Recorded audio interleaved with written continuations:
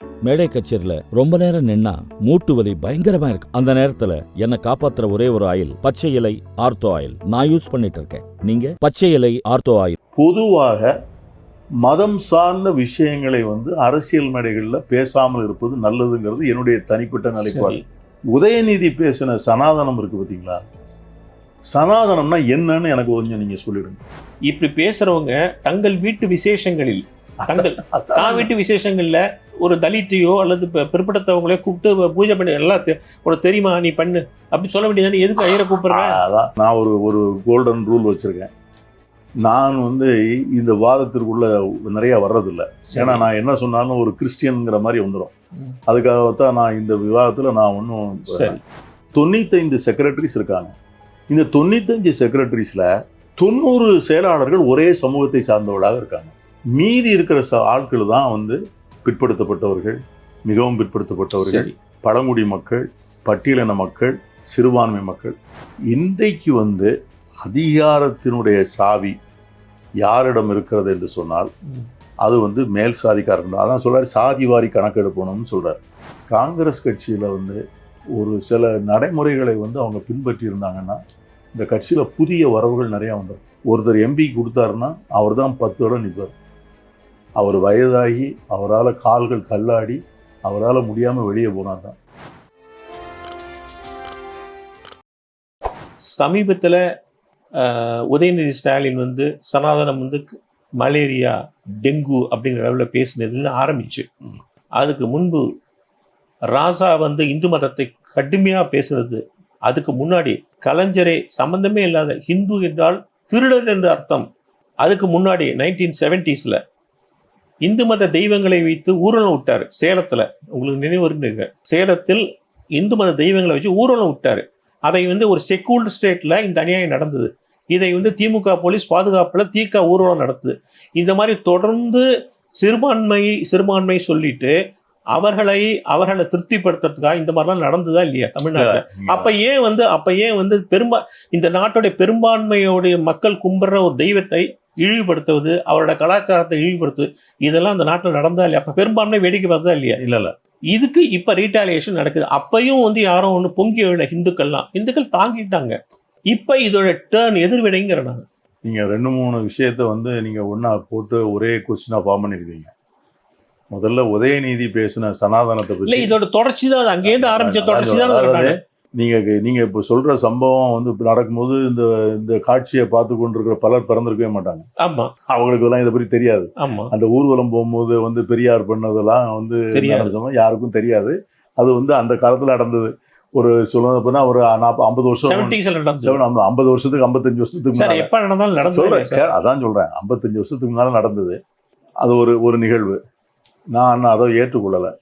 அன்னைக்கு பழைய காங்கிரஸ்ன்னு நாங்கள் இருந்தோம், ஓல்டு காங்கிரஸ்னு தலைவர் காமராஜோட இருந்தோம். சரி, அது அன்னைக்கு காங்கிரஸ் கட்சி அதை போன்ற ஒரு ஊர்வலம் நடந்ததுலையும் அதில் இந்து மக்கள் கொண்டாடக்கூடிய தெய்வங்கள் அவமானப்படுத்தப்பட்டதையும் காங்கிரஸ் கட்சியும் ஏற்றுக்கொள்ளலை. அன்னைக்கு காங்கிரஸ் கட்சியில் உறுப்பினர்களாக இருந்த நாங்களும் ஏற்றுக்கொள்ளலை. கேட்டீங்களா? காங்கிரஸ் இந்த விஷயத்தை தலையிட மாட்டாங்க, பேச மாட்டாங்க. அவங்க இல்ல நாங்க அதை நாங்க ஆதரிக்கவும் இல்லை, அதை நாங்க ஏற்றுக்கொள்ளவும் இல்லை. ரெண்டும் அது ஒரு பதில். இன்றைக்கும் நான் என்ன சொல்றேன் அப்படின்னு கேட்டீங்கன்னா, பொதுவாக மதம் சார்ந்த விஷயங்களை அரசியல் மேடைகள்ல பேசாமல் இருப்பது நல்லதுங்கிறது என்னுடைய தனிப்பட்ட நிலைப்பாடு. உதயநிதி பேசின சனாதனம் இருக்கு பாத்தீங்களா, சனாதனம்னா என்னன்னு எனக்கு கொஞ்சம் நீங்க சொல்லிடுங்க. சனாதனம் வாழ்க்கை நெறிமுறை. இது என்னது? இந்து மக்களுடைய வாழ்க்கை நெறிமுறை நியாயமா நடந்துக்கும். வேற ஒன்றும் பெருசா ஒண்ணுமே இல்லை. இது வாழ்க்கை. இதுக்கும் மனு தர்மம் அதுக்கெல்லாம் சம்பந்தமே கிடையாது. இது வாழ்க்கையுடைய கோட்பாடு, நெறிமுறை, அவ்வளவுதான். உன்னை எவ்வளவு ஒழுக்கமாக நேர்மையாக வாழ வேண்டும் என்பதற்கு காலங்காலமாக தொடர்ந்து பின்பற்றப்படும் ஒரு கொள்கை, அவ்வளவுதான். அது அதையெல்லாம் அவர் என்னன்னு தெரிஞ்சுக்காதையே கடுமையா பேசினாரு. அது ஏதோ இந்து அதாவது நான் பொதுவா நான் ஒரு கோல்டன் ரூல் வச்சிருக்கேன். நான் இந்த வாதத்திற்குள்ள நிறைய வர்றதில்லை. ஏன்னா நான் என்ன சொன்னாலும் ஒரு கிறிஸ்டியனுங்கிற மாதிரி வந்துடும்.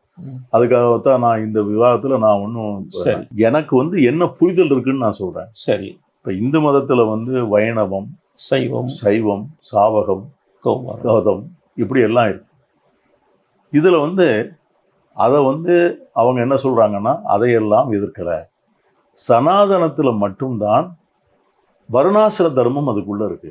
அந்த வருணாசிர தர்மம் தான் மக்களை வந்து பிறப்பின் அடிப்படையில் இழிவுபடுத்துகிறது. இப்போ ஒரு கோயில் இருக்கு, ஒரு டெம்பிள் சாங்டம் சாங்டோரம் இருக்கு கர்ப்ப கிரகத்துக்குள்ள. அந்த கர்ப்ப கிரகத்துக்குள்ள வந்து ஒரு சாதியினர் தான் வர முடியும்னு அது இருக்குது. அது சனாதனம் தானே? அது சனாதனம் இல்லை என்ன கேட்டா. அது சனாதனத்துக்குள்ள வராதா? உள்ள வராது. அவங்க என்ன சொல்றாங்கன்னா அதுதான் சனாதனம்.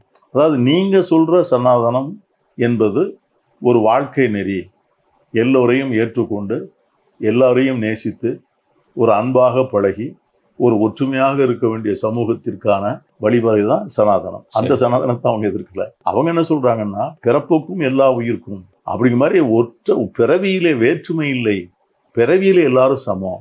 அதனால வாய்ப்புகள். ஆனா செய்யும் தொழிலில் வேற்றுமை காண வேண்டும்ங்கிற அதே குரல்ல கடைசியில வருது. எனது அந்த குரல் அதுக்காக வேண்டி இன்னைக்கு வந்து நான் என்ன சொல்றேன், இன்னைக்கு எந்த எல்லா பிராமணர்களும் அர்ச்சகர்களா மட்டும்தான் இருக்காங்களா? இல்லையே. பிற எப்படி? அப்போ அது வந்து மற்றவங்களுக்கு வராதா? இப்போ பிராமணர்களுக்கு வந்து அவங்களுடைய தர்மம், பிராமண தர்மம்னா என்ன? அவங்க வந்து வேதம் படிச்சுட்டு வேதம் வந்து இறைவனுக்கு சேவை. இன்னைக்கு வக்கீலா இருக்கிறது யாரு, ஜட்ஜா இருக்கிறது யாரு, டாக்டரா இருக்கிறது யாரு? அவங்க தான் இருக்காங்க. அப்போ மற்ற சமூகம் மட்டும் நீ அப்படி இருக்கணும்னா நான் மட்டும் இப்படி போயிடுவேன், நீலாம் அங்கதான். இன்னொரு விஷயம் என்ன பீட்டர் சார், சனாதன பேச்செல்லாம் வந்து இப்ப பேசுறது அர்த்தமே இல்லை. சமீபத்துல அவர் பேசினாரு. இன்னைக்கு உள்ள காலகட்டத்தில் இன்னைக்கு நம்ம வந்து நமக்கு உள்ள பிரச்சனைகள்லாம் வேற வேற போயிட்டு இருக்கு. இங்க வந்து நமக்கு இன்னும் வந்து நல்ல ரோடுகள் இல்லை, எங்க போனாலும் வந்து ஊழல் மலிஞ்சு கிடக்கு. ஸோ இதெல்லாம் விட்டுட்டு இப்ப நீங்க மோடி வந்து டைவர்ட் பண்றான்னு நீங்க சொல்றீங்க. நான் என்ன சொல்றேன்னா அவரு அங்க டைவர்ட் பண்றாப்புல, இங்க வந்து இவர் வந்து அந்த தன்னுடைய ஆட்சியில நடக்கிற நல்ல காரியங்களை பத்தி பேசி இன்னொல்லாம் செய்யணும். இன்னைக்கு ஆர்டிஓ ஆபீஸ்ல வேற தாசில்தார் ஆபீஸ்ல போனாலும் அங்க வந்து காத்து கிடக்கணும், அங்க வந்து இடைத்தரகர் உள்ள வராங்க. இப்படி சாதாரண மக்களுக்கு நடக்கிற இடைஞ்சலை சொல்லாம எப்பயோ எந்த காலத்திலயோ மனு தர்மோ சனாதனம்னா இன்னைக்குள்ள தலைமுறைக்கு என்னன்னு தெரியாது, இதையே இப்ப பேசணுங்கிற இதுவே வந்து டைவர்ட் பண்றாங்க. சனாதனத்தை பற்றி அவங்க பேசல, சமூக நீதியை பற்றி பேசுறாங்க. ஏன் பேசலான்னா இப்போ எனக்கு ராகுல் காந்தி என்ன சொல்கிறாரு, சென்ட்ரல் கவர்மெண்ட்டு, இந்த சென்ட்ரல் கவர்மெண்ட்டை வந்து யார் நடத்துகிறான்னா அரசு செயலாளர்கள், செக்ரட்டரிஸ் டு கவர்மெண்ட், அவங்க தான் நடத்துகிறாங்க. இவங்க தான் வந்து அதிகாரத்தை படைத்தவர்கள். இவங்க தான் வந்து அதிகாரத்தில் உத்தரவு போட முடியும், திட்டங்களை தீட்ட முடியும், செயல்படுத்த முடியும். இந்த 95 செக்ரட்டரிஸ் இருக்காங்க. இந்த 95 செக்ரட்டரிஸில் 90 செயலாளர்கள் ஒரே சமூகத்தை சார்ந்தவர்களாக இருக்காங்க. இந்த நாட்டில் 90 பேர் ஒரே சமூகத்தை சார்ந்தவர்கள். மீதி இருக்கிற ஆட்கள் தான் வந்து பிற்படுத்தப்பட்டவர்கள், மிகவும் பிற்படுத்தப்பட்டவர்கள், பழங்குடி மக்கள், பட்டியலின மக்கள், சிறுபான்மை மக்கள். இவங்களுடைய ஜனத்தொகை எவ்வளவுன்னா 95%. இந்த 95%ல இருக்கவங்களுக்கு உச்ச நீதிமன்றத்தில் நீதிபதி இல்லை, ஹைகோர்ட்டில் நீதிபதி இல்லை, அரசாங்கத்தினுடைய செயலாளர்கள் இல்லை, ஐஐடியில் பேராசிரியர்கள் இல்லை, ஐஏஎம்ல இல்லை. இவ்வளவுத்துலேயும் ஒரே சாதிக்காரங்க தான் இருக்கிறாங்க. இது எப்படி வந்து சமூக நீதியாகும் அப்படிங்கிற கேள்வி தான் அவங்க அதுலக்குள்ளதான் இப்போ சனாதனம் வந்து மாட்டிக்குது. அதுக்கு வந்து சொல்ற வார்த்தைகள் கர்மக்கடி அப்படி பேசக்கூடாது. இல்ல அவங்க என்ன சொல்றாங்க, அவங்க என்ன சொல்றாங்கன்னா இது என்ன நீங்க வந்து மெரிட்டு திறமையில வந்திருக்கோம், திறமையில தான் நாங்க வந்திருக்கோம். எனக்கு படிப்பே நீ கொடுக்கலையே, 5000 வருஷமா என்னை கல்லூரிக்குள்ள நீ அனுமதி. சரி, அது எத்தனை வருஷமா அதே சொல்லிட்டு இருக்க முடியும்? எப்படி எத்தனை வருஷம் 5000 வருஷமா படிப்பு இல்லை அதே இப்பதான் எல்லாருக்கும் எல்லாம். இப்ப நீங்க வந்து இடம் இப்ப நீங்க அதான் நான் சொல்றேன். இப்ப ஐஏஎம்ல வந்து ஏன் வந்து பேராசிரியரே கிடையாது மற்ற ஜாதிக்கு? சரி, நம்ம இன்ட்ராஸ்பெக்ட் பண்ணணும் சார். இன்னைக்கு இப்ப நீங்க வந்து நிறைய வந்து நம்ம ஆள்கள் படிச்சுட்டு வெளியூடு போறாங்க, அங்க வெளிநாடுகளில் போய் வேலை பார்க்குறாங்க. இப்ப அங்கேயும் வந்து போய் சாதி வந்துருச்சு. அமெரிக்காவில் யூனிவர்சிட்டியில் அங்கேயும் வந்து என்ன சொல்கிறாங்கன்னா அங்கே சாதி பேசக்கூடாதுன்னு அவங்க இப்போ சட்டம் போட்டிருக்காங்க. ஸோ இந்த சாதி என்கிற அழுக்கு வந்து நம்முடைய மனசுல இருக்கு. இந்த சாதி வந்து சனாதனத்துக்குள்ள இருக்கா? இந்த சனாதனம்னே சொல்றீங்க, பிராமின்ஸ் சனாதனம் அவங்க தான் பிடிச்சிட்டு அலையறாங்கிறப்ப பேசுறாங்க. உண்மை என்னன்னா சாதியை பிடித்து கொண்டு அலைந்தவர் யாரு தெரியுமா? இந்த சனாதனத்தை எதிர்த்து வெளியே வந்தவங்க நிறைய பேர் பிராமின்ஸ். ஆமா, அதான் நீங்க. நான் என்ன சொல்றேன், நீங்க இவர் எழுதுறாரு சார், பாரதியார் வந்து எழுதுறாரு, இந்த தலைவர்கள் வந்து காங்கிரஸ்ல சில தலைவர்கள் போய் மனு கொடுக்க போறாங்க. யாரோட வைஸ்ராயை போய் பார்த்து என்ன கொடுத்து எங்களுக்கெல்லாம் வந்து நீங்க பவர் அதிகாரம் கொடுக்கணும், எல்லா அதிகாரத்தையும் நீங்க வச்சுக்கிட்டு இருக்கிறீங்க அப்படின்னு மனு கொடுக்குறாங்க. பாரதியார் எழுதுறாரு, நேற்று காலையில் சனாதன தலைவர்கள் நேற்று வந்து போய் மனு கொடுத்துருக்காங்க அதிகாரம் வேணும்னு. ஆனால் இதே சனாதன தலைவர்கள் இவர் வீட்டில் வேலை பார்க்கும் வெட்டியானுக்கு அதிகாரம் கொடுப்பார்களான்னு பாரதியார் கேட்கிறார். அவரே அந்த சனாதன தலைவர்ங்கிற வார்த்தையை தான் பயன்படுத்துறாரு. சனாதனம்னா என்னன்னு கேட்டீங்கன்னா அவங்க புரிஞ்சிருக்கிறது, அதாவது ஒரு பிறப்பின் அடிப்படையில் நீ தொழில் பண்ணணும், நான் வந்து இது நீ வந்து அது. இதுவரை என்ன சொல்றாங்கன்னா ஏன் திராவிடம் நாங்க என்ன சொல்றோம், அந்த புரிதலே தவறா இருக்குன்னு நாங்க சொல்றோம். அவ்வளவுதான் சொல்றோம். அதுக்கு என்ன தவறா இருக்குன்னா நம்ம வந்து கிரவுண்ட்ல வந்து ரியாலிட்டிஸை பாக்குறோம்ல. சரி, ஆனா இன்னைக்கு வந்து இந்த உயர்வு தாழ்வு அந்த சாதி பாகுபாடெல்லாம் பாக்குறதுங்கிறது பாத்தீங்கன்னா உயர்தட்டுல இருக்கவங்க மேல்மட்ட ஜாதியில உள்ளவங்களும் அதெல்லாம் பாக்குறதுல விட்டுட்டு போயிட்டாங்க. பாதி பேர் ஃபாரின் போயிட்டாங்க. ஆனா இன்றைக்கும் எம்பிசி பிசி அது கீழே உள்ளவங்க எல்லாரும் தான் அவங்கவுங்க தன்னுடைய சாதியை ரொம்ப பாத்துக்கிறாங்க. இன்றைக்கு அவங்க தான் சாதியை பாக்குறாங்க. மேல்மட்டத்துல உள்ளவங்க சாதியெல்லாம் விட்டு வெளில வந்துட்டாங்க. ஆனா இன்னைக்கும் பழைய கதையை நம்ம பேசிட்டு இருக்கோம். அதாவது நம்ம நீங்க என்னதான் நீங்க சொன்னாலும் இன்றைக்கு வந்து அதிகாரத்தினுடைய சாவி யாரிடம் இருக்கிறது என்று சொன்னால் அது வந்து மேல் சாதிக்காரர்கள். அதான் சொல்றாரு சாதி வாரி கணக்கெடுப்பணும்னு சொல்றாரு. ஏழைகள் எங்க அதிகமா இருக்கிறாங்க? ஏழைகள் வந்து முன்னேறிய வகுப்பினர்ல விகிதாச்சாரம் கம்மி. அங்க ஏழைகளே இல்லைன்னு நான் சொல்லலை, பிராமணர்கள்லையோ அல்லது ஃபார்வர்ட் கம்யூனிட்டிலேயோ ஏழைகள்னு சொல்லலை. ஆனா அங்க வந்து 10% தான் ஏழை. ஆனா பிற்படுத்தப்பட்டவர்கள், தாழ்த்தப்பட்டவர்கள், பட்டியலின மக்கள் அவங்ககிட்ட பாத்தீங்கன்னா அவங்க 80% ஏழை. அதுதான் சாதிவாரி கணக்கெடுப்பு சொல்றோம். அந்த சாதிவாரி கணக்கெடுப்பு எடுத்தாதான் தெரியும். நான் என்ன சொல்றேன் சார், நமக்கு வந்து நீங்க வந்து காலங்காலமாக நாம் ஒரு படித்தட்டு சமூகமாகவே வளர்ந்துட்டோம். இப்போ நீங்களே வச்சிங்களேன், நம்ம வந்து ஒரு அதிகமான ஒரு பிற்படுத்தப்பட்ட ஒருத்தர் இருக்காரு. அவர் வந்து டெம்பிளுக்குள்ள போறாருன்னு வச்சுங்க, அந்த சமூகத்தை சேர்ந்த ஒரு பெண்ணு போகுது, கோயிலுக்குள்ள போகுது. அங்க ஒரு அர்ச்சகர் இருக்கிறார். அவர் வந்து எல்லா ஆகமெல்லாம் படித்து அதிலெல்லாம் பட்டம் வாங்கி தான் ஒரு அர்ச்சகரை ஒரு பட்டியலினத்தை சார்ந்தவர் உள்ள வந்து அர்ச்சகராக இருக்காருன்னு வச்சு, அவர் கையில திருநாறு எடுத்து கொடுத்தா இந்த அம்மா வாங்குமா? தாராளம் அவங்கள இல்ல, அவங்களே ஏத்துக்கலங்கிறேன். அதாவது சாதி மட்டும் எப்படின்னா சார், சரி பல கோயில் இல்ல, அது வந்து என்ன நினைக்கிறாங்க, பல கோயில்ல இல்ல மனசு அம்மன் வழிபாடுன்னு பல கோயில் இருக்கு. உதாரணமா என்னுடைய குலதெய்வமே சிறுவாட்சியூர் மதுரகாளியம்மன், சிறுவாட்சியூர் பெரம்பலூர் பக்கத்துல இருக்கு.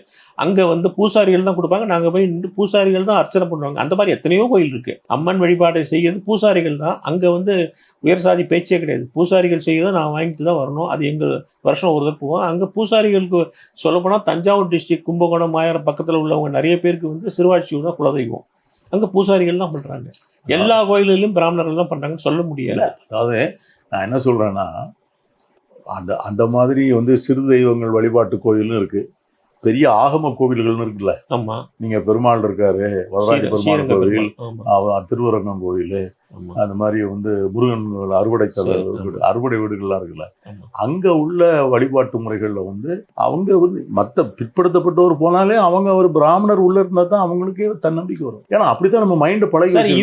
இப்ப இப்படி பேசுறாங்கல்ல சார், இப்படி பேசுறவங்க தங்கள் வீட்டு விசேஷங்களில் தான் வீட்டு விசேஷங்கள்ல ஒரு தலித்தையோ அல்லது பிற்படுத்தவங்களே கூப்பிட்டு பூஜை பண்ணி எல்லாத்தையும் உனக்கு தெரியுமா நீ பண்ணு அப்படி சொல்ல வேண்டியதானே. எதுக்கு ஐயரை கூப்பிடுறேன்? அதான் யுவர் ரைட், அதுதான் நான் சொல்றேன்.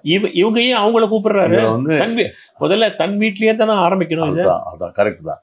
இதைத்தான் வந்து அவங்க சொல்றாங்க. இதுதான் அவங்க நீங்க ஏன்டா கூப்பிடுறீங்க? அவங்க வந்து கொஞ்சம் குருடா பேசுறாங்க. நீங்க கேட்குற நியாயமான கேள்வி. எங்க ஊர்ல சார் நாடார் சமூகத்து மக்கள் மத்தியில அவங்க வந்து WP சவுந்தரபாண்டி நாடார், அவர் வந்து ஒரு பெரிய ஜஸ்டிஸ் பார்ட்டியில இருந்தவர். அவர் எங்க ஊர் பக்கம் வந்து எல்லாம் பண்ணிட்டு 1922 வரைக்கும் வந்து திருச்செந்தூர் கோயிலில் வந்து அவங்களுக்கு வந்து அனுமதி கிடையாது, ஆலய பிரவேசம் கிடையாது. அந்த மாதிரி சமயத்தில் வந்து இவங்கெல்லாம் முருகன் கோயிலுக்கு இவங்க எல்லாரும் பெரிய பக்தர்கள், இந்த நாடார் சமூகத்து மக்கள். அப்போ அவர் என்ன பண்ணாருன்னா, எங்கள் பகுதி என்னுடைய கான்ஸ்டுவன்சிலாம் வந்து அவரே இந்த நாடார் மக்களை வந்து நீ சுப்பிரமணிய சாமி கோயில் வைடா, அதில் நீ தான் அர்ச்சகராக இருக்கணும்டா, அதுக்கு பேர் வந்து சுயமரியாதை சுப்பிரமணிய சாமி கோயில், சுயமரியாதை சுப்பிரமணிய சாமி கோயில்னு பேர். அதுக்கு பிறகு அவங்க என்ன பண்ணாங்கன்னா, அவரை பின்பற்றுறவங்க தங்கள் வீட்டு கல்யாணத்துக்கு புரோகிதரை கூப்பிடுறதில்ல, அங்கே இருக்கிற மருத்துவர் குலம்னு சொல்லுவாங்கல்ல, அந்த குடிமகன்னு சொல்லுவாங்க, அந்த குடிமகனை கொண்டாந்து வைத்து தான் அவங்க எல்லாம் நடத்துவாங்க. அபூர்வமாக நடக்குது. நீங்கள் என் கான்ஸ்டுவன்சியில் பார்த்தீங்கன்னா அந்த குடிமகன் வந்து தான் கல்யாணத்தில் வந்து பொண்ணை கூட்டுவாங்க, மாப்பிள்ளை கூட்டுவாங்க, நீங்கள் உட்காருங்க, சம்பந்தி எங்க, இதெல்லாம் அவர் தான் பண்ணுவார். ஸோ இந்த மாதிரி ஒரு ரெவல்யூஷன் வந்து நடந்துக்கிட்டே இருந்திருக்கு. சரி, நீங்கள் வந்து மேல்மருவத்தூரில் அடிகளார் இருந்தார், அவர் ஒரு பெரிய புரட்சி பண்ணாரு. அவர் பெண்களை நீங்களே உள்ள வந்து நீங்களே பூஜை பண்ணுங்கன்னாரு. ஆயிரக்கணக்கான ஜனங்கள் போறாங்க. இது எவல்யூஷன் ஆகிட்டே இருக்கு. காங்கிரஸ் வந்து வைப்ரண்டான ஒரு கட்சியா பார்க்கவே முடியலையே. ரொம்ப காலமாவே அது வந்து திமுகவோட சார்ந்து இருக்கிறதே அது ஒரு வழக்கமாயிடுச்சு. அதுக்கு காங்கிரஸை பொறுத்த வரைக்கும் சார், நீங்க எழுப்பின கேள்விகளை நானே வந்து எழுப்பிட்டு இருக்கிறேன். அதாவது தோப்போமா ஜெயிப்போமா, பீட்டர் தான் தலைவர், ஆடி பார்ப்போம். அதாவது ஏன் அதை செய்ய மாட்டேங்கிறாங்க? அதாவது ஒரு 65 ஆண்டு காலம் வந்து அரசாங்கத்திலே இருந்து காங்கிரஸ் கட்சியினுடைய எண்ணமே வந்து இது ஒரு ஆள்வதற்கான கட்சி மட்டும்தான், அரசாங்கத்தை நடத்துவதற்கான கட்சி மட்டும்தான். அரசாங்கத்தை பற்றி மட்டுமே இவர்கள் கவலைப்பட்டதுனால ஒரு 65 ஆண்டுகள் காங்கிரஸ் கட்சியை பற்றி யாரும் கவலைப்படல. ஆர்கனைசேஷனை பற்றி நோபடி பாதர். அது மேலேருந்து கீழே வரணும், அது மேலே வரைக்கும் கீழே வரைக்கும் எல்லாம் Thevar only concerned about the government. அரசாங்கம் நடத்தணும், எலெக்ஷன் வைக்கணும், எம்பி வரணும், எம்எல்ஏ வரணும், கவர்மெண்ட் ஃபார்ம் பண்ணணும், ஸ்கீம்ஸ் போடணும். இதே வேலை. கட்சி என்னாச்சு? அப்போ என்ன ஆச்சுன்னு கேட்டிங்கன்னா, கொள்கை ரீதியாக தத்துவ ரீதியாக வளர்க்கப்பட்ட காங்கிரஸ்காரருடைய எண்ணிக்கை குறைந்து கொண்டே வரும். சரி, இதற்கு வந்து இந்திரா காந்தி ஒரு காரணம் ஆயிட்டாங்களோ? இந்திரா காந்தி வந்து நான் வந்து மாநில தலைமையை வளர்க்காம எல்லாமே நான் தான் சொல்லி நான் வந்து ஒரு தலைவர்னு நான் சொல்லல. இது வந்து காங்கிரஸ் கட்சியினுடைய. ரெண்டாவது, காங்கிரஸ் கட்சியில வந்து ஒரு சில நடைமுறைகளை வந்து அவங்க பின்பற்றி இருந்தாங்கன்னா இந்த கட்சியில புதிய வரவுகள் நிறைய வந்துடும். ஒருத்தர் எம்பி கொடுத்தாருன்னா அவர் தான் 10 இடம் நிற்பார். அவர் வயதாகி அவரால் கால்கள் தள்ளாடி அவரால் முடியாமல் வெளியே போனால் தான். ஒரு வந்து இப்போ கம்யூனிஸ்ட் கட்சியில் அப்படின்னு கேட்டிங்கன்னா 2 பீரியட் இருந்துட்டு அவங்க கட்சி வேலைக்கு வந்துடணும். அதே மாதிரி வந்து ஒரே வீட்டில் வந்து தலைவருடைய பையன், அவனுடைய பையன், இதை மாதிரிலாம் வந்து ஒரு அணுகுமுறைகள் வரப்போய் புதிய வரவுகள் வந்து காங்கிரஸ் கட்சிக்கு வரும். ரெண்டாவது, காங்கிரஸுக்கு வந்து அண்ணாமலை மாரி ஒரு தலைமையே வரல ஒன்றும். இல்லை அண்ணாமலைகிட்ட ஒன்றுமே இல்லை சார். நீங்கள் எல்லாரும் சும்மா அவரை நீங்கள் எலெக்ஷன் முடிஞ்சு பார்க்கலாம். அவரை நீங்கள் வந்து சரி இருக்கோ இல்லையோ, அவர் வந்து அதிமுக திமுக ரெண்டையும் அதிமுக பற்றி விமர்சனம் பண்ணாலே அவங்க நான் கட்டி விடுவாங்கன்னு தெரிஞ்சும் விமர்சனம் பண்ணுறாரு, தைரியமாக பண்ணுறாரு. அது வந்து பண்ணிட்டு இறங்கி வர்றாரு. அந்த தைரியம் காங்கிரஸ் வர மாட்டேங்குது. அது வந்து அவருடைய அணுகுமுறை வந்து பொலிட்டிக்கலாக டிவிடெண்ட் கொடுத்துருக்கா கொடுக்கலையாங்கிறத எலெக்ஷன் முடிஞ்சான்னு தெரியும். இல்லை சார், வெற்றி தோல்வி வரட்டும் சார். ஆனால் வந்து அதாவது ட்ரையல் காஸ்ட் நத்திங் இல்லையா? அப்படி இல்லை. நீங்கள் வந்து அவருடைய நடவடிக்கைகள் எல்லாம் நீங்கள் வந்து சரின்னு சொன்னீங்கன்னா அவர் சேர்த்து இருக்கிற கிரிமினல்ஸை மட்டும் நான் பட்டியல் போட்டு தர்றேன். இந்த தமிழ்நாட்டில் உள்ள மிக பிரபலமான ரவுடிகள் அத்தனை வரையும் சேர்த்தார். எத்தனை ரவுடி சீட்டு உள்ளவங்க, எத்தனை கொலைகாரங்க, எத்தனை ஃப்ராடுகள். நீங்கள் தவறான காங்கிரஸில் ரவுடிஸ் இல்லையா? அது வேற விஷயம். அவங்கள மட்டுமே நீங்கள் சேர்த்தீங்களா இல்லையா? நீங்கள் தான் சொல்லிங்க I am a party with a டிஃபரன்ஸுங்கிறீங்க. காங்கிரஸ் அப்படி சொல்லலையே. சரி, அவங்க என்ன நினைக்கலாம், முதல்ல வந்து நம்ம ரொம்ப சாத்தியமா இலகணேசன் லட்சுமணன் மாதிரி ஆட்களை வச்சு ரொம்ப சாத்தியமா ஒரு கட்சி நடத்தணும், இன்னும் வச்சு நடத்தும், நம்ம திராவிடன் பாலிடிக்ஸ் படி பண்றோம்னா அப்படிதான் அவரு பேசிட்டு இருக்காரு. நாங்க வந்து திராவிடன் பாலிடிக்ஸ் மாதிரி. நான் என்ன சொல்றேன், நீங்க வந்து முதல்ல சொன்னீங்க it is a party with A difference. நாங்க வந்து மாறுபட்ட கட்சி. நான் வந்து எல்லாமே வந்து நாங்க வந்து எதுவும் தேர்தல் ரிசல்ட்டுக்கு வேண்டி எதுவும் செய்ய மாட்டோம், வெற்றிக்காக செய்ய மாட்டோம், நாட்டுக்காக தான் செய்வோம். அப்படிலாம் தானே பேசுனீங்க? ஆமாம், அப்படிதான் பேசுனாரு. அப்படிலாம் நீங்கள் நடந்துக்கல. நீங்கள் உங்கள் கட்சி செய்த இந்த வந்து எலக்ட்ரல் பாண்ட் ஊழல் மாதிரி சுதந்திர இந்தியாவில் யாராவது செஞ்சுருக்காங்களா? நீங்கள் வந்து பெரிய முதலாளிகளை பிடிச்சி உள்ளே அடைச்சி வச்சுட்டு நன்கொடை கொடுத்த பிறகு வெளியே விட்ட கட்சி. இதோட வந்து எப்படி சார் வந்து ஒரு ஜனநாயக நாட்டில் இது நடக்க முடியும் சொல்லுங்கள்? இவங்களை வந்து நீங்க பெரிய தத்துவ புருஷர்கள்ங்கீங்களா? நான் தத்துவ புருஷர் சொல்ல, அவங்க வந்து வைப்ரண்டா கட்சி நடத்துறாங்கன்னு மட்டும் தான் சொன்னேன். சரி, முள்ளால் எடுக்கலான்னு ஒரு சார் திராவிடன் பாலிடிக்ஸை அதே ஸ்டைலில் நான் எதிர்கொள்றேன். ஒரு தவறுக்கு இன்னொரு தவறு தான் பதில்னா உலகம் முழுவதும் தவறுகளால் நிறைந்த உலகம் தாங்க முடியாது.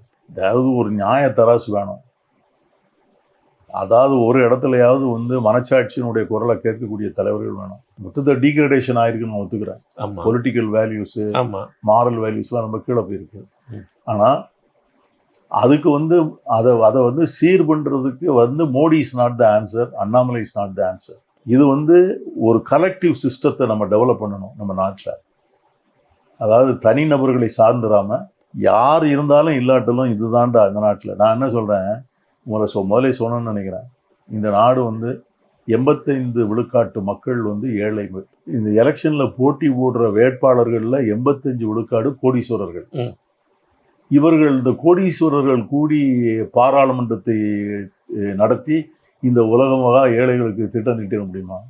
அப்போ அந்த மாதிரி ஒரு சூழ்நிலையில இந்த ஏழைகளை ப்ரொடெக்ட் பண்றதுக்கு என்ன சேஃப்டி நெட், அதெல்லாம் நம்ம யோசிக்கணும்ல. எலெக்ஷன் அதான் சார் பேசணும். எலெக்ஷன்ல நம்ம அதான் பேசணும். பிரைம் மினிஸ்டர் அதை கேட்கணும், எதிர்கட்சி அதை பதில் சொல்லணும். அதுல இருந்து ஒரு கான்சென்சஸ். சரி, ஏன் ராகுல நீங்க வந்து பிரைம் மினிஸ்டர் கேண்டிடேட்டா அனௌன்ஸ் பண்ண மாட்டேங்கிறீங்க? இப்போ அது அவசியம் இல்லை சார். ஏன் முதல்ல அவசியம் இருந்ததா? இல்ல, போன எலெக்ஷன்ல எந்த காலத்திலயும் அவசியம். தமிழ்நாடு அவர் வந்து ஸ்டாலின் வந்து அவர் சொன்னாரு. ஆனா காங்கிரஸ் கட்சி எனக்கு அறிவிக்கல. நம்முடைய முதலமைச்சர் வந்து உண்மையிலேயே அவருக்கு நன்றி சொல்லணும். அவர் தான் சொன்னாரு ராகுல் காந்தி வந்து பிரதமர் கேண்டிடேட்னு சொல்லிட்டு. ஆனா காங்கிரஸ் கட்சி அன்னைக்கு அறிவிக்கல. மன்மோகன் சிங் அறிவிச்சோமா? அப்புறம் எப்படி ஒரு 10 ஆண்டுகள் அவர். சரி, இப்போ வந்து சரி இப்ப அவங்க எதிரி வந்து இந்த மாதிரி ஒரு ஸ்ட்ராட்டஜி நம்மளும் பதிலுக்கு தானே செய்யணும். இவர் தான் பிரதமர் அப்படின்னா தப்பான சிஸ்டம் சார். இந்த நாட்டுல தனி மனிதனை ஃபோக்கஸ் பண்றது தான் சார் சரியா வரும். அது அப்படி பண்றதுதான் நம்முடைய ஃபெயிலியருக்கு காரணம். when you are in Rome be like a Roman சொல்லுவாங்க. நான் என்ன சொல்றேன், இந்த நாட்டுல இப்படிதான் இருக்கணும். இந்த நம்ம ஊர்ல சொல்லுவாங்க, நிர்வாண தேசத்துல கோவணம் கட்டினோம் வைத்தியாரமா. நிர்வாண தேசத்தில் நான் கோவணம் கட்டினா நான் பைத்தியாரன். அதான் வந்து பழமொழி. நீங்க என்ன சொல்றீங்க, நீ அவுத்து கொடுங்குறீங்க. நான் இந்த நாட்டில் வந்து ஒரு கோர்ஸ் கரெக்ஷன் வரணும் சார். ஒரு இண்டிவிஜுவல் எப்படி சார் இந்த நாட்டினுடைய 130 கோடி மக்களுடைய இதை பிரதிபலிக்க முடியும்? சரி, மல்லிகார்ஜுன கார்கேயும் ராகுலையும் பார்த்தா இந்த மக்களுக்கு நம்பிக்கையே வரமாட்டேங்குது. அது நம்பிக்கை வருது எலெக்ஷன் முடிஞ்ச பிறகு சொல்லணும். எலெக்ஷன் ரிசல்ட் வந்த பிறகு சொல்லுங்க நம்பிக்கை இருக்கா இல்லையான்னு நம்ம இன்னொரு நாள் டிஸ்கஷன் வச்சுக்கலாம். இப்பவுமே நீங்க எப்படி சொல்ல முடியும்? மக்கள் நம்புறாங்க சார். காங்கிரஸ்ல உள்ள மக்கள் நம்புறதுனால தானே சார் மோடி உளர்றாரு சார். அப்பயே காங்கிரஸ்ல உள்ள பல தலைவர்கள் அப்பப்ப வெளியே போயிட்டே இருக்காங்க. இப்ப வயநாட்டுல உள்ள பொறுப்பாளர் சுதாகரன் நினைக்கிறேன், அவர் வெளில போறாரு. விஜயதரணி வெளில போறாங்க.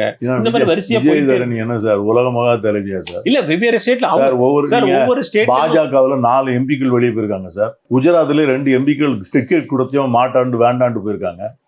பாஜகவுல கர்நாடகாவில் நேற்று 2 எம்எல்ஏக்கள் வந்து சேர்ந்திருக்காங்க பிஜேபியில. இதெல்லாம் எல்லாம் நடக்கத்தான் சார். ஒவ்வொரு ஸ்டேட்லயும் அவங்க அந்த ரீஜியன்ல அவங்க பவர்ஃபுல்லா இருக்கும். அவங்க எல்லாம் எப்படி காங்கிரஸ் விட முடியும்? எது ஒவ்வொரு ரீஜியன்லயும் யாரும் என்ன பாண்டா சார் எழுதி வாங்க முடியும் ஒரு அரசியல் கட்சிக்கு? பாண்டட் லேபரா இது? Democratic vibrant democratic party. Policy பிடிச்சா வருவான், பிடிக்கலன்னா போவான். அதான் டெமோக்ரஸி. நீ யாரையும் வந்து பட்டயம் எழுதி கையில வந்து எம்ஜிஆர் மாதிரி பச்சை விட முடியும்? ராஜீவ் இந்திரா காந்தி பீரியட்ல காங்கிரஸ்ல இன்டாக்டா எவ்வளவு அற்புதமான மாதவராவ் சிந்தியால இருந்து ராஜேஷ் பைலட்ல இருந்து ஆரம்பிச்சு எவ்வளவு சூப்பரான தலைவர்கள்லாம் இருந்தாங்க. அதெல்லாம் அந்த காலத்துல தேவைப்படும் போது தலைவர்கள் வருவார்கள். ஏன்னா தலைவர்கள் வந்து நம்ம யாரும் வந்து உருவாக்க இப்ப தேவையாச்சே சார். வருவாங்க. நீங்க எப்படி கண்டிப்பா வரதான் செய்வாங்க. இப்போ ரேவந்த் ரெட்டி வரலையா? அது மாதிரி ஒரு சிவகுமார் வரலையா? அத்திபூத்தாப்புல ரேவந்த் ரெட்டி வருவாங்க. இந்த எலெக்ஷன் முடியட்டும் வருவாங்க. அதெல்லாம் காங்கிரஸ் கட்சியில வந்து திறமைகளுக்கு ஒன்றும் பஞ்சம் இல்லை. கடந்த 4 தேர்தலா 2004ல இருந்து நான் சொல்றேன், காங்கிரஸ் வந்து 400 410 இப்படிதான் நின்னாங்க டோட்டலா. இப்ப பார்த்தா மெதுவா தேஞ்சி இப்ப இந்த எலெக்ஷன்ல வந்து 330 340 தான் நிற்கும் போல இருக்கு. அவங்க பார்த்தா ஏன் இவ்வளவு கம்மியா நிக்கணும்? ஏன் உங்களுக்கே நம்பிக்கை இல்லையா? இந்த தடவை வந்து போன தடவை சார் எவ்வளோ வாங்கியிருக்காங்க பிஜேபி ஓட்டு? ஒரு தடவை வாங்கின பிரச்சனை தெரியுமா உங்களுக்கு? 37% ஓட்டு வாங்கியிருக்காங்க. 37% ஓட்டு வாங்கிட்டு தான் மோடி என்ன சொல்றாருன்னா, நான் வந்து இந்தியாவினுடைய மக்கள் அத்தனை பேருக்கும் நான் தான் பிரதிநிதி, நான் தான் முடிசூடாம என்ன தான் இந்த தேசம் முழுவதும் 63% வந்து இவர் வேண்டான்னு ஓட்டு போடுறாரு. இந்த தடவை காங்கிரஸ் கட்சியினுடைய ஸ்ட்ராட்டஜி என்னன்னா, அந்த 67% ஒருங்கிணைக்கணும். அந்த 67% ஒருங்கிணைக்கிறதுக்காக வேண்டி காங்கிரஸ் கட்சி வந்து சில தியாகங்களை செய்யறோம்னு சொல்லி தான் பண்ணிருக்காங்க. சரி, ஒருங்கிணைக்கிறீங்க. சில பேர் மம்தா நான் தனியா பேசிட்டு இருக்காங்க, அதெல்லாம் வரட்டும். அங்க தனியா ஆவர்த்தனம் நடத்திருக்காங்க, இங்க இவர் ஆம் ஆத்மி தனியா ஆவர்த்தனம் நடத்திட்டு இருக்கு. அதான் என்ன சொல்றேன், நம்ம we have provided a platform. ஒரு ஜனநாயக சக்திகள், மதச்சார்பற்ற அரசியல் நம்பிக்கை உள்ள கட்சிகள், சமூக நீதியில் நம்பிக்கை உள்ள கட்சிகள், மாநில உரிமைகளில் நம்பிக்கை உள்ள கட்சிகள் ஒரு பிளாட்ஃபாரத்துக்கு வாங்கன்னு சொல்லியிருக்கோம். இந்த பிளாட்ஃபாரத்தை வந்து முடிந்த வரைக்கும் சேதம் இல்லாமல் கொண்டு போகும். இந்த பிளாட்ஃபாரத்தில் இருக்கிற கட்சிகள் என்ன செய்யுங்கிறதே மக்கள்கிட்ட தெளிவாக. சரி, இப்படி ஒன்னா இருக்கும்போது, ஒன்னா நிற்கிறீங்க, எல்லாம் ஒன்னா சேர்ந்து இருக்கும்போது அதுல ஒரு யூனிஃபார்மா எல்லாரும் ஒன்னா நிற்கிறோம் அப்படின்னா அதுல ஒரு அர்த்தம் இருக்கு. கேரளாவில் வந்து நாங்கள் சண்டை போட்டுப்போம், கேரளாவில் ஒருத்தர் திட்டிப்போம். ராகுல் காந்தியே யாரோ ஒரு கம்யூனிஸ்ட் எம்பி திட்டுறாரு, அவருக்கு வந்து டிஎன்ஏ டெஸ்ட் பண்ணுங்கிறாரு, அவர் பாட்டில் அபாண்டமா பேசுறாரு. பதிலுக்கு வந்து பினராயி விஜயன் வந்து ராகுலை பத்தி பேசுறாரு, அவரை அரெஸ்ட் பண்ணுங்கிறாரு. இப்படி பேசிட்டு கிளம்சியா இல்லையா? இந்த குழப்பங்களை வந்து எதிர்பார்த்த குழப்பங்கள் தான். இப்ப கேரளாவிலேயோ வெஸ்ட் பெங்கால்லையோ மமதா பானர்ஜியோ இல்ல பினராயி விஜயன் இருந்து இதை மாதிரி வார்த்தைகளோ, கேரளாவுக்குள்ள இதே மாதிரி வந்து கருத்து வேற்றுமைகளையோ வந்து எதிர்பார்க்காதது ஒண்ணும் இல்லை. ஏன்னா இது எதிர்பார்த்து தான் வந்து இந்தியா கூட்டணியை அப்பவுமே முதல்ல ஆரம்பத்திலே வந்து இந்த ஸ்டேட்ல தான் நடக்காதுன்னு சொல்லியாரு. சரி. இப்போ ஆம் ஆத்மி பார்ட்டி முதல்ல அப்படித்தான் இருந்தது. ஆனா பிறகு ஆம் ஆத்மி பார்ட்டி வந்து இன்னைக்கு வந்து டெல்லிலாம் எல்லா இடத்துலயுமே வந்து அது அலையன்ஸ் வந்து ஃபார்ம் ஆச்சு. சரி. ஆனா பிஜேபி ஆரம்பிச்ச இடத்துல இருந்து நிறைய பேர் இழந்துட்டாங்க. அவங்களோட இப்போ பிஜு பட்நாயக் இல்ல, அவங்களோட இப்போ ஏடிஎம்கே இல்ல, அவங்களோட இப்போ வந்து இவர் நம்ம ஜெகன் இல்ல. சோ அவங்க கூட்டணி வந்து பலவீனப்பட்டிருக்கு. ஜெகன் பலதான் சந்திரபாபு நாயுடு அதான் நான் சொல்றேன், பஜ்ஜி பட்நாயக் அவங்களோட இருந்தவர் தானே, கூட்டணியில இருந்தவர் தானே, அவர் இன்னைக்கு இல்லைல்ல. ஸோ இது வந்து கூட்டணி கட்சிகள் வருவதும் போவதும் அதெல்லாம் வந்து நான் அன்னைக்கு வந்து மக்கள்கிட்ட வந்து ஒரு காங்கிரஸ் கட்சி ஒரு தேர்தல் அறிக்கையை கொடுத்துருக்கு. இந்த தேர்தல் அறிக்கையை மக்கள் நம்பி வாக்களித்தால் அந்த தேர்தல் அறிக்கை உள்ள வாக்குறுதிகளை நிறைவேற்றும். மாநிலங்களுக்கு வந்து அதிக உரிமைகளும் ஓவர் சென்ட்ரலைசேஷன் இல்லாத ஒரு சென்ட்ரல் கவர்மெண்ட் எல்லாத்தையும் வந்து எல்லா அதிகாரங்களையும் மத்தியில் குவிக்காமல் மாநில அரசுகளுக்கு தேவைப்படுகின்ற அதிகாரங்களை பிரித்து கொடுத்து எல்லா மக்களையும் ஒன்று சேர்த்து அணைக்கக்கூடிய ஒரு அரசாங்கத்தை கொடுப்போம்னு சொல்றோம். மக்கள் வந்து அதை நம்பி வாக்களிப்பார்கள் என்று நம்புகிறோம். அது தேர்தல் முடிவிடும் பார்ப்போம். சரி, வர தேர்தலில் தமிழ்நாட்டை பொறுத்தவரை நீங்க எத்தனை சீட்டு வாங்குவீங்க? சென்ட்ரல் எவ்வளவு சீட்டு வாங்கலாம் நம்பிக்கை இருக்கு? என் தமிழகத்துல நான் வந்து ஒரு 16 கான்ஸ்டுவன்சி போயிட்டு வந்தேன். தமிழ்நாட்டில் கரண்டா எல்லாரும் உங்களை மாதிரி பத்திரிகையாளர்கள் போயிட்டு வந்தவங்ககிட்ட எல்லாம் பேசுறேன். எனக்கு தமிழ்நாட்டில் பாண்டிச்சேரி உட்பட 40 ஜெயிக்கும் தான் நம்புறேன். 40 ஜெயிக்கும். சில தொகுதிகளில் வந்து டிஃபரன்ஸ் வந்து குறையும். அப்படிங்கிறது தான் எனக்கு என்னுடைய assessment. Subject to correction. Dinakaran, Soumya, ACS கொஞ்சம் அதிகமா ஓட்டுவாங்க சார். நைனா நாகேந்திரன் அது எல்லாமே கொஞ்சம் அதிகமா வாங்குவாங்க. நைனா கொஞ்சம் ஜாஸ்தி வாங்குவாரு. அவனா 3வது இடத்துல வருவாரு. இந்த தேர்தலில் வந்து பாஜக 2வது இடத்துக்கு வருமா வராது? சான்ஸே இல்லை சார். அவங்களுக்கு ஆள் எங்க சார் இருக்காங்க கீழே? நீங்க பாருங்க, நான் சொல்றேன்ல, அதாவது ஏடிஎம்கே வந்து நீங்க அண்ணாமலையோட வலிமையை நீங்க வந்து கொஞ்சம் அண்டர் எஸ்டிமேட் பண்றீங்களா? நான் அண்டர் எஸ்டிமேட் பண்றேன்னா நீங்க ஓவர் எஸ்டிமேட் பண்றீங்களாங்கிறது வில் வெயிட் டில் 4th. நம்ம பேசல அர்த்தமே இல்லை. என்னை பொறுத்த வரைக்கும் அவர் வந்து 3வது பிளேஸ்ல தான் வருவாருன்னு நினைக்கிறேன். அப்ப சத்தம் தான் ஜாஸ்தியா இருக்கு. I think so. நான் தவறாகவும் இருக்கலாம். அதுக்காகத்தான் நான் சொல்றேன் வெயிட். நீங்க சொல்ற மாதிரி பிஜேபி வந்து அதுக்கு ஒரு எக்ஸ்பான்ஷன் இருக்குங்கிறத நான் இல்லைன்னு சொல்லலைங்க. அது பார்க்குறோம் இல்லையா, புதுசு ஆட்கள் நிறையா சேர்றாங்க, பவர் இருக்கு, அவங்ககிட்ட எல்லா விதமான வசதிகளும் இருக்கு. அதனால வந்து புதுசாக தலைமைக்கு வரணும்னு ஆசைப்படுறவங்க அங்கே ஓடுறாங்க. மற்ற கட்சியிலெல்லாம் பதவியில் ஆட்கள் உட்கார்ந்துட்டு இருக்காங்க. இவன் போகமாட்டான். இப்போ காங்கிரஸ் எடுத்துக்கங்க, திமுக எடுத்துக்கங்க, அதிமுக எடுத்துக்கங்க, இங்கே உள்ள தலைவர்களுடைய பெடிகிரி இவங்க எல்லாரும் ஒதுரும் 30 வருஷம் 4 முறை மந்திரியாக இருந்தவங்க, 5 முறை மந்திரியாக இருந்தவங்க, எம்பியாக இருந்தவங்க, எம்எல்ஏ இருந்தவங்க, மாவட்ட செயலாளராக இருந்தவங்க, இவங்க எல்லாரும் போன பிறகுதான் புதுசா வர்றவனுக்கு வந்து பதவி. ஏன் காங்கிரஸ் வந்து அந்த ஸ்ட்ராட்டஜி ஃபாலோ பண்ணணுங்கிறது என்னுடைய வியூ. நானும் இப்ப கர்நாடகாவில் ஐபிஎஸ் ஆபீசர் இருந்த ஒரு அண்ணாமலையை திடீர்னு தூக்கிட்டு வந்து 3 வருஷம் தான் அவர் வந்து உடனே அவர் தலைவராக போட்டாங்க. எல்லா சீனியாரிட்டையும் தூக்கி போட்டு வந்தாங்க. சரி, இவர்கிட்ட he can deliver the goods அப்படின்னு அவங்க யோசிச்சாங்க. அது சரியான முடிவா இல்லையாங்கிறத தேர்தல் தான். அந்த மாதிரி ஒரு வேலையை வந்து ஏன் நீங்க வந்து பெரிய ஐபிஎஸ் இப்ப நாங்க சசிகாந்த் செந்தில் ஒரு ஐஏஎஸ் அதிகாரியை வச்சு ஒரு திருவள்ளூர் எம்பி ஆக்கியிருக்கோம். என்ன பெரிய ஐஏஎஸ்? நடராஜன் வந்து ஐபிஎஸ் டிஜிபியா இருந்தாரு. அவர் இதுக்கு ஒரு எம்எல்ஏ போடலையா அந்த அம்மா? ஐபிஎஸ் உடனே பெரிய நீங்க என்ன வந்து பெருசா உடனே நீங்க அவருக்கு அண்ணாமலை ஐபிஎஸ்னா எல்லா கட்சியிலையும் தான் ஐபிஎஸ் இருக்காங்க. எங்களுக்கு அருண்குமார்னு ஒருத்தர் எங்களுக்கு இன்சார்ஜ் வர்றாரு டெல்லியில இருந்து. அவரு ஈசன் ஐபிஎஸ் ஆஃபீஸர். இல்ல, ஒரு வைப்ரண்டான ஒரு ஆளை கொண்டு போடலாம்ல. அதான் நான் என்ன சொல்றேன், வைப்ரன்சியா அது வந்து அன்பேலன்ஸ்டா அப்படிங்கிறது வந்து வெயிட் டில் 4th. இவ்வளவு நேரமும் என்னுடைய கேள்விகளுக்கு ஆழமாகவும் அறிவுபூர்வமாகவும் நியாயமாகவும் பதிலளித்தீர்கள். பீட்டருங்கன்னா அந்த பிராண்ட் அப்படியே தான் இருக்கு. நன்றி சார். தேங்க்யூ, ரொம்ப நன்றி.